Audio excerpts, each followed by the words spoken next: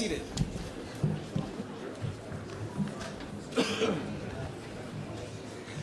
Good morning and welcome to a day that's been long in the making. Welcome to a day some said would never happen. Some of you said would never happen. Welcome to a day where we double down on being called the crossroads of America.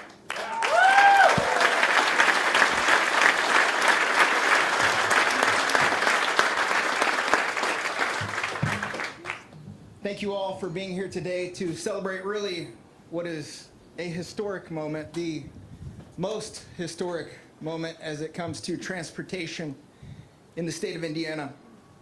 The opening of the I-69 and I-465 interchange, connecting the crossroads, and making the I-69 connection between Evansville and Indianapolis and even Canada a reality.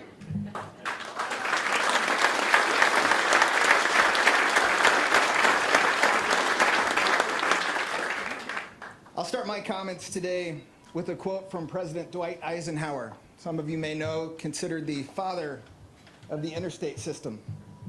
He said, "Accomplishment will prove to be a journey, not a destination." And while we're inside of the finish line, our collective destination, and gathered here to celebrate the new lanes on I-69 and such a remarkable accomplishment, it's important that we remember the significance of this important journey. The decades of conversation. They have been decades, right, Governor? The planning, the remarkable and admirable construction of these projects, and at times, plain old perseverance that so many of you have all been part of to bring us where we're at today.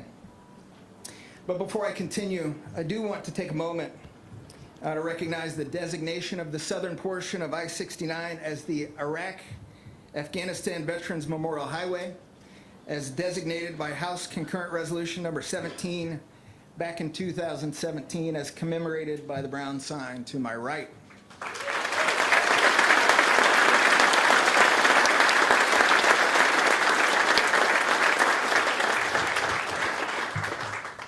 I am proud of the Hoosier men and women in our industry who come to work not 4 or 5 days a week, not 6 days a week, but many of them 7 days a week to deliver projects like this to you. But the best of us are the ones who serve and unite to help us gain our freedom and keep our nation great and to keep it free. Again, I'm thrilled to be here and welcome you to this great occasion. And with that, I welcome a man who has been a great infrastructure governor. He has listened to me every step of the way, and he said, "Yeah, sure, keep going." Governor of the, we're going to start with the color guard, sorry.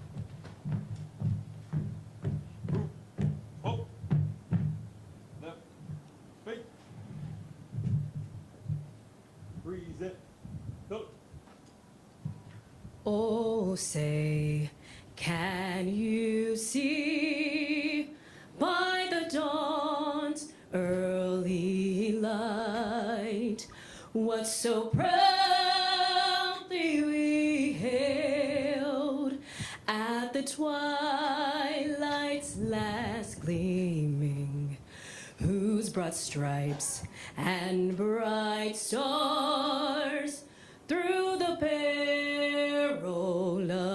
fight o'er the ramparts we watched were so gallantly streaming, and the rocket's red glare, the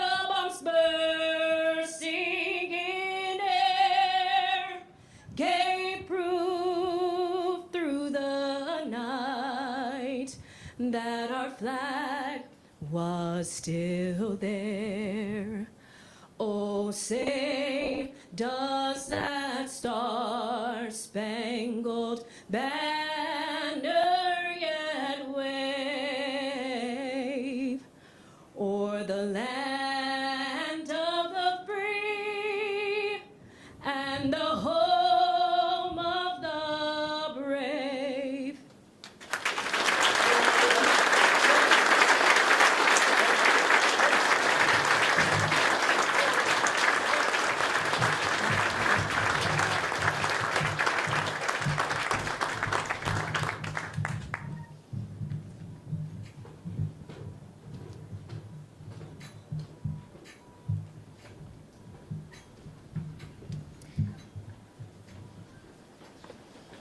And now that we have that proper honor out of the way with no delay, Governor Eric Holcomb.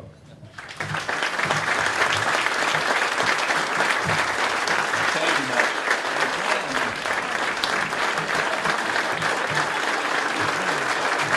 Come on, we're on a schedule.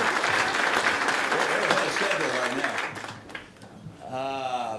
I didn't, forgive me, I didn't have a motorcycle or a big red truck, so I did have Sean and Rhonda in a pretty sweet 74. 50 years to the date to where we stand here today to make a pretty cool entrance. But I just wanted to acknowledge what a validating day today is for many of us that are huddling up, and it just is further proof of Indiana's commitment to our, not just our location, but to our infrastructure program, to living up to that motto, being the crossroads of America, and making sure that we're resourcing it appropriately and properly every mile along the way in all four quadrants of our state. And today, obviously, proves that all roads do lead to and through the state of Indiana.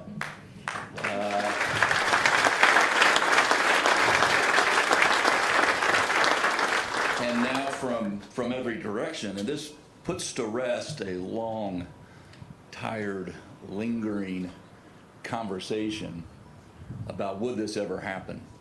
How many times did we hear, I don't think it'll ever happen in our lifetime? And we put that conversation to rest after a half a century, especially when you think about Fort Wayne being connected back in 1971. And so decades later, this conversation goes from what could be to a what will be to now a what is. All you have to do is get out and drive it as of today from Evansville to Indianapolis.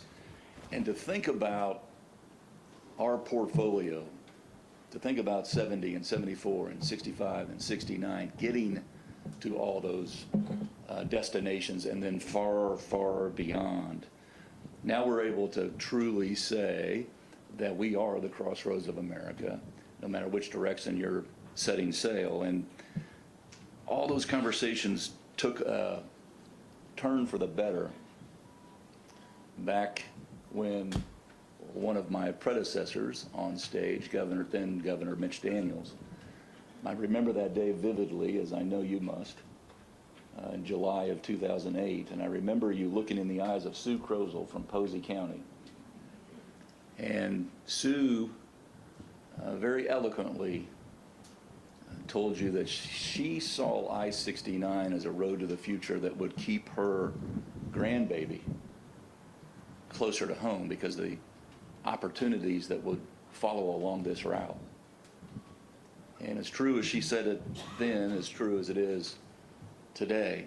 And so I want to just thank you for your courageous commitment at the time when this thing had eluded, this thing called I-69 in the southwestern portion of our state had eluded us for decades.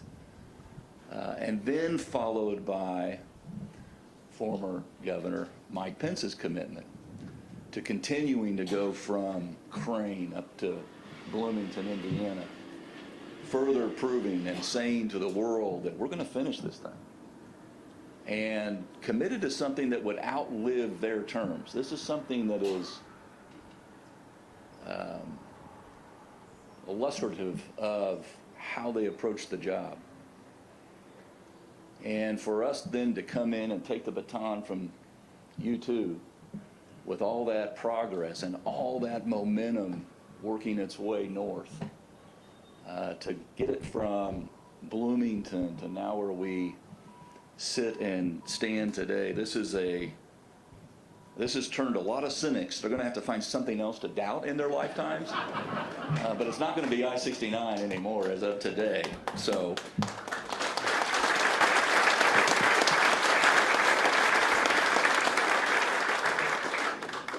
I do want to say that, and the commissioner touched on it, but we don't get here. I mean, these are pretty cool pews that are filled. And to see the folks that go back decades, to see Keith, someone who, you were talking about this before, it was cool to talk about, right?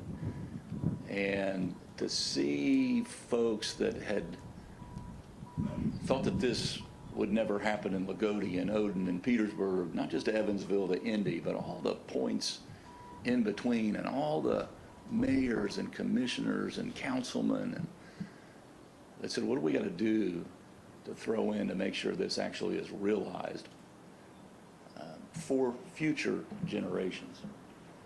And not just for that economic opportunity, but for the safety of it all as well. And so when you think about the thousands of construction workers that have had a proud hand on this project, that have been working on this interstate through every imaginable weather condition, sometimes 2 or 3 different conditions in one day. It's Indiana after all. But always with that safety in mind and the future in mind, and to think about our legislative leaders. Rod, we're going to take out 14 stoplights between your house and Indy. Like, no more excuses for being late to work, right? I want to thank the legislative leaders and members, as much as the folks that live along the route, but even more so the folks that are in northwestern Indiana, or northeastern Indiana, or southeastern Indiana. Folks who said, this is good for the state of Indiana, this is good for our state, and pitched in. And to think about our federal support. This is a partnership. It doesn't happen with any one stakeholder. And so it's just a perfect story about how we come together to make sure that Crane is better connected than it's ever been for decades. It's a perfect story about how we're going to be able to offer safer interstate travel and commerce. When you talk about the ROI, the cost of not doing this far exceeded the cost of doing it. So this was an investment in us. This was an investment in our future. This was an investment in realizing our potential. And I'm just proud to be with all of you and my predecessors who led the charge to be able to celebrate this day. And with that,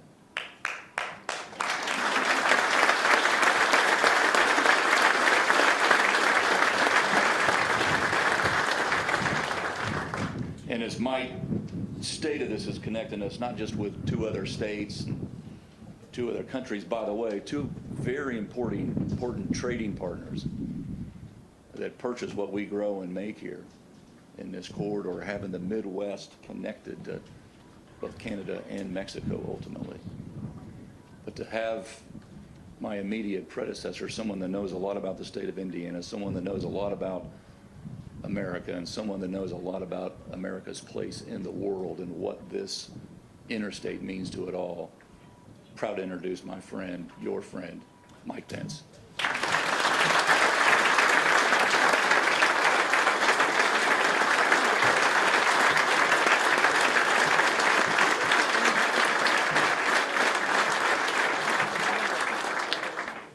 Thank you, Governor Holcomb, First Lady Janet, Governor Daniels, Congressman Pence, Senator Bray, members of the General Assembly, Mr. Commissioner, friends, and my fellow Hoosiers. I had other plans for this fall. I didn't know if I'd make it today.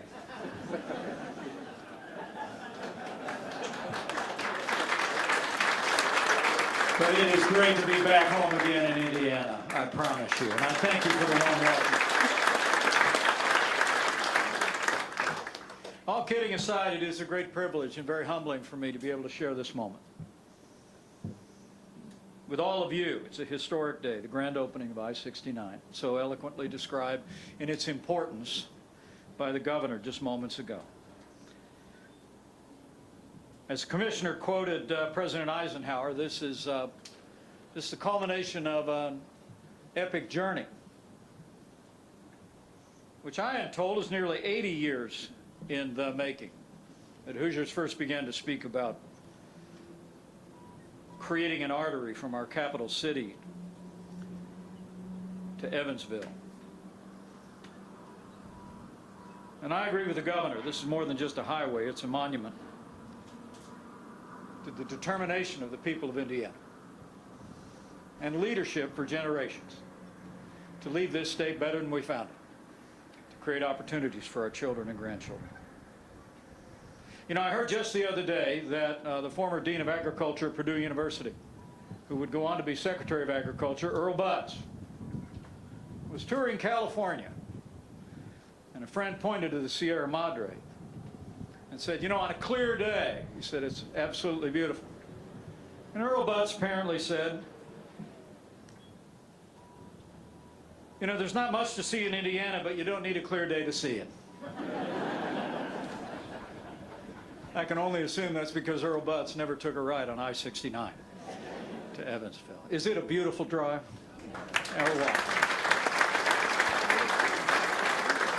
Often said great things are worth waiting for. I-69 is a prime example of this truth. It required patience, determination, vision, and unwavering commitment. Since 1944, I'm told citizens, transportation planners, elected officials always look forward to this day. But the man who brought us to this day joins us on this podium. I called him once the second most surprised person in Indiana in 2016. But I knew in that moment that he would lead Indiana with great distinction and great integrity. And now as we stand here today, 8 years of his record leading the state of Indiana, I-69 is just one more testament to the extraordinary determination and leadership of Governor Eric Holcomb. And I want to congratulate you on bringing the state of Indiana to this place.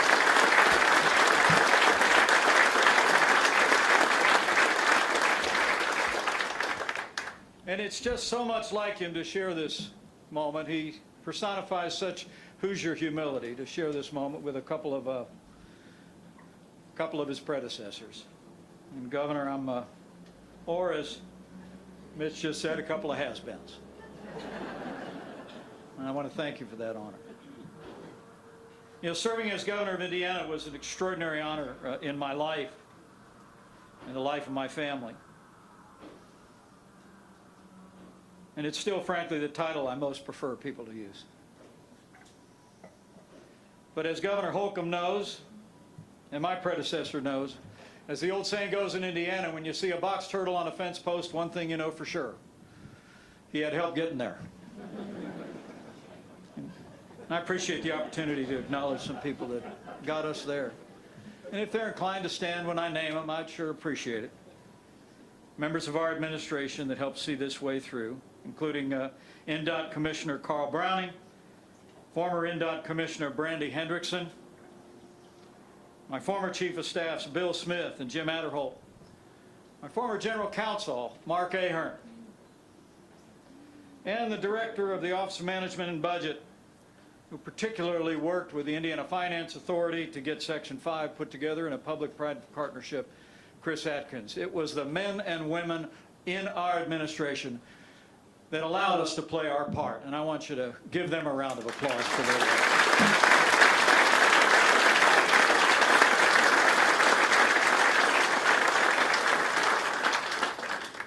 Lastly, I also want to join the governor in thanking the countless INDOT employees, many of whom are here, and I hope some of whom will take time to go online and look on at this celebration. Contractors who are well represented here, men and women who did the hard work in the sun, digging, pouring, painting, oftentimes working around the clock. It's truly extraordinary. You know, the Bible commands us to make straight a highway, that every valley should be raised up, every mountain and hill made low, the rough ground made level, and the rugged places plain. It was the hard-working men and women of INDOT and all of the companies so well represented here who made this highway, and you've made Indiana better for it.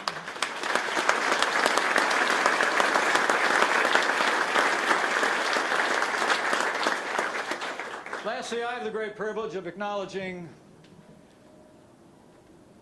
not only a friend, but a man whose leadership and vision lit the pilot light on taking that dream of I-69 and giving us the resources to prime the pump, as the governor said, to really begin the process of making this a reality. He was the 49th governor of Indiana. He created an extraordinary record of reform, economic growth, and innovation. But it was the bold step that, as the governor said, was courageous to innovate the toll road in Indiana to marshal resources, to start to keep the promise that Hoosiers had had for not only this road, but other highways and byways of Indiana. I believe I-69 is just one more lasting testament to the leadership and the love for Indiana that is former Governor Mitch Daniels.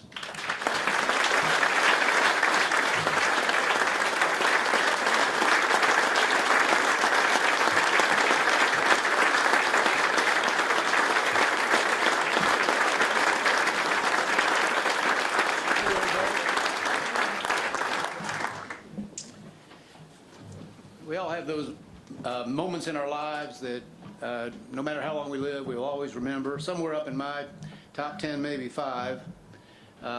January the 20th, 2006, 2 p.m. 4 of us in a windowless room where no one knew where we were. Thank you, sir.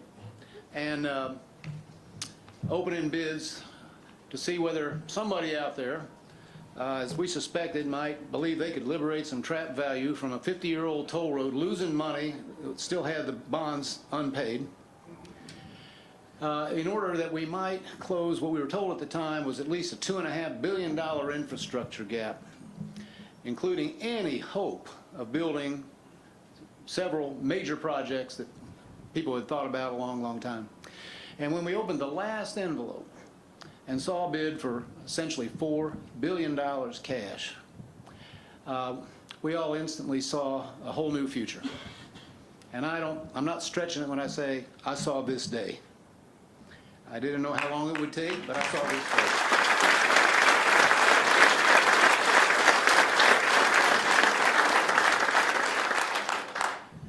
day. And over the next few years, because there were other dreams, as Mike just said, over the next few years, the people of INDOT resurfaced 1/2 of all the state highway mileage, rebuilt 1/3 of all the state bridges, and launched a series of those projects that, quote, are never going to happen.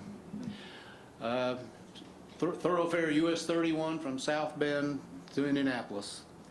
The Fort to Port Road from Fort Wayne to the Port of Toledo, which has sparked tremendous growth now in that thriving corner of our state. Hoosier Heartland Corridor, replacing the most dangerous road in Indiana and connecting some of our proudest towns from Lafayette, Delphi, Logansport, Peru, Wabash, on a 4-lane thoroughfare. The Ohio River bridges. Anybody who's been down to Jeffersonville or New Albany in the last few years, you're seeing a boom town there too, and it all traces, as so often economic flourishing does, to long-term infrastructure, a great enabler of growth and investment. But of course, the granddaddy of them all was the project that brings us here today. And yes, thank you, Governor Pence. Thank you, Governor Holcomb. You have filled in the missing link in the crossroads of America.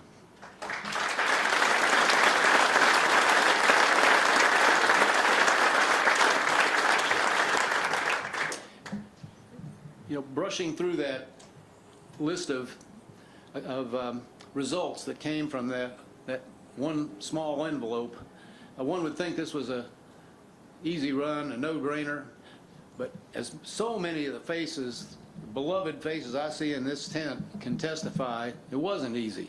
It was a 2-vote margin. All of those things hung by a thread. Eric Holcomb was there.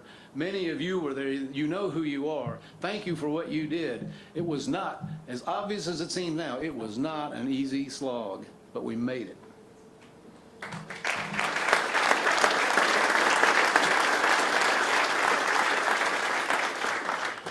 As to I-69, of course, today is just the capstone, the climax, the golden moment, but not the first one, not in a project that big. I was lucky enough to be there for the first 3 when we opened the first 2 legs, and it was such a big deal, and one ceremony wouldn't do it. So Evansville wanted one, and Washington wanted one, and the folks up around Crane wanted one, so we did them all. And I was reminiscing with a couple of the INDOT folks. It was a beautiful fall day. Somebody said, nice day, why don't you, there's going to be a motorcade, because some people want to go to all 3 events. This is the biggest thing that's happened in Southwest Indiana in so long. So why don't you ride your motorcycle and lead that motorcade? I never needed much encouragement. So we did, and we were barreling up the northbound lanes. The road's not open yet, so the media and a few of the others hightailed it up the southbound lane so they could beat us to the next stop. There's a story in I think the Evansville paper the next day about this glorious day that we'd had. And it said, however, the governor led the motorcade on his black motorcycle. He said, we clocked him at an exorbitant rate of speed. Well, I thought that was a blight on the reputation of the office of governor, you know. I'm supposed to uphold the law. So the next time we had some sort of public event, I said to our press friends, I said, you know, before we get to the news of the day, there's something I got to clear up here. I said, I have conferred with the Chief Justice of the Indiana Supreme Court, the Attorney General of the state, and the Superintendent of the State Police. And they all agree with me. There is no speed limit on a road that isn't open yet.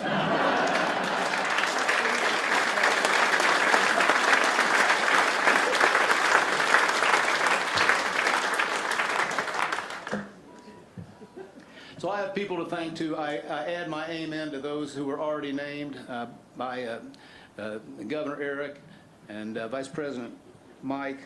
I have to add Mike Klein and Jay Wasson, who were our last crew at INDOT before they turned over their duties. By the way, if anybody wants to know why Purdue University builds things more cheaply and ahead of schedule, unlike most colleges, Mike Klein and Jay Wasson is the answer to that question. But all those who followed them at INDOT, there's nothing easy about this. We all know. People here know better than I do. But somehow, all the unexpected hiccups that come, all the discoveries along the way that have to be dealt with, just remarkable achievement of engineering and perseverance and good financial management. And these 2 governors saw that through, and that's where these things need to go. You know, last year, and I've lost count, 3rd time, 4th time in a row, when CNBC rates the 50 states, the #1 state for infrastructure is Indiana. And it's because of what we just been discussing.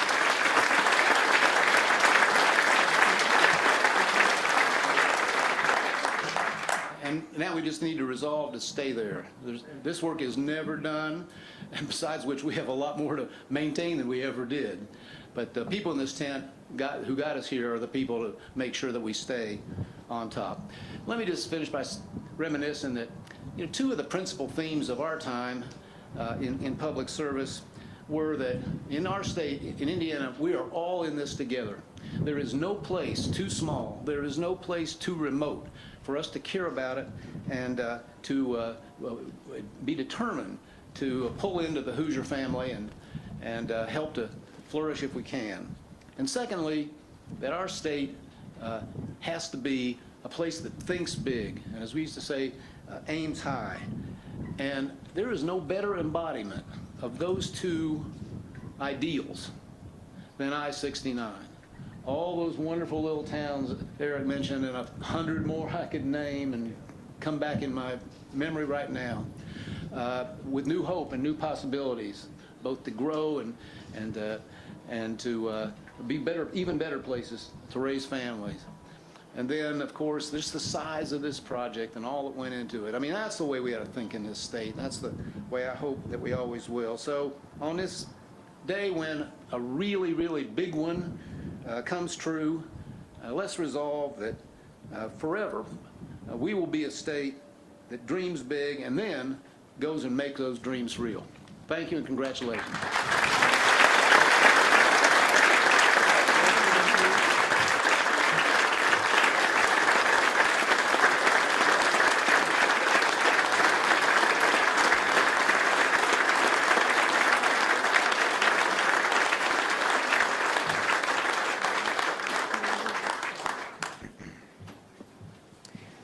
Well, thank you, Governor Daniels, for your leadership in ensuring that this was not an imagination but a reality and a foregone conclusion. And thank you to all three governors for mentioning INDOT really has been getting some stuff done in the last 20 years.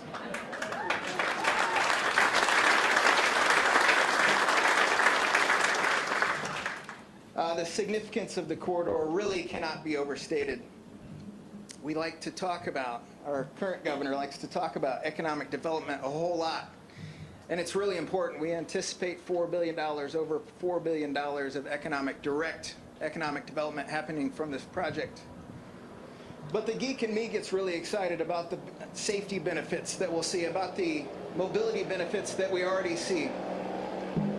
I used to live right down the road in Southern Dunes, and I can tell you that traffic signal at Southport Road was never any fun. And residents of Southern Dunes, we know we've put you through the ringer here in the last 6 months, but when I drive by every morning, I'm proud to see that there's not a single car waiting generally. And that's a sign of making people's lives better, of saving them time and getting them about the real business of living their lives. About the safety impact, this facility will reduce 1,300 crashes every year. We hope many of those, the severe accidents that plague the traveling public through our state. But really what I'm here to do is to bring it home with some thank yous. And we're not first on the list very often, but I made a point of it today. The employees, the hardworking employees of the Indiana Department of Transportation deserve a whole heaping helping of our gratitude and respect for what they've done to deliver this project and deliver for you every day. So to current INDOT employees, many of them here today, many of them watching back at the office, to past INDOT employees, I see a lot of you out there, some of my former colleagues, commissioners, thank you for being here today, but a round of applause for the fine folks at INDOT.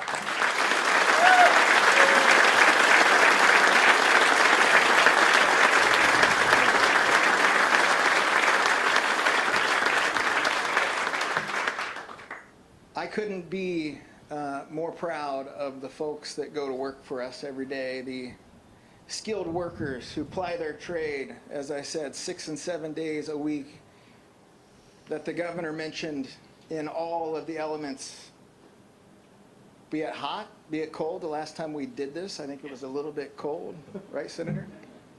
But to recognize a few, and I don't want to miss very many, but a few of the contractors and consultings that bring these projects to life. Of course, Walsh, who delivered the interchange that is behind me out there. Paving partners, E&B Paving and Milestone, and a whole host of other subcontractors. Our contracting community deserves all the credit that we can give them for pulling on the rope and being there in the battle with us every day. So thank you.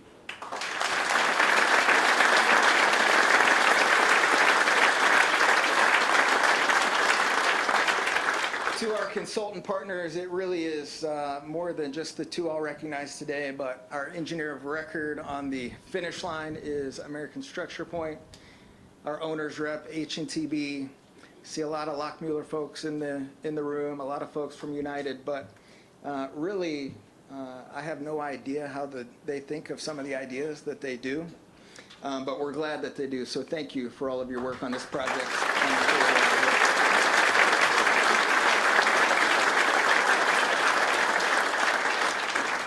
To our fine friends at the Federal Highway Administration, our federal partners, Congressman, thank you for being here today. And to the Indiana General Assembly, I am well aware that we don't make the difference that we do, that we don't do what we do without your support, without your guidance, without you flat putting it on the line.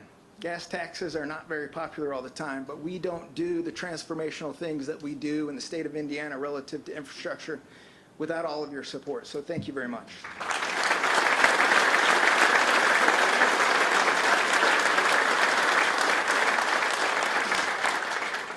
To our local partners, Commissioner Walls, thank you for being here. To all of our local partners, thank you for putting up with us. I know this isn't easy on your communities, but the types of reward that you will reap from the investments that we're making in your community, we hope, will more than make up for the hassle we've put you through in the last year and a half. So thank you for being here, and thank you for your support along the way.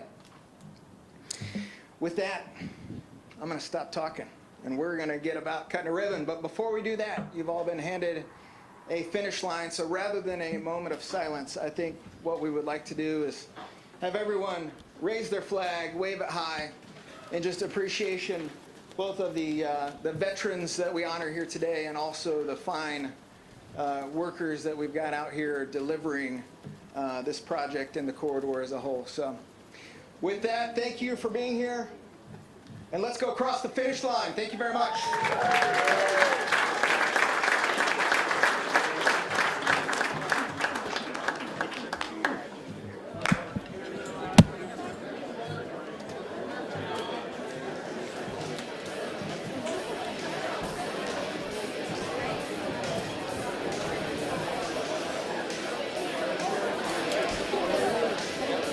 Look at this guy.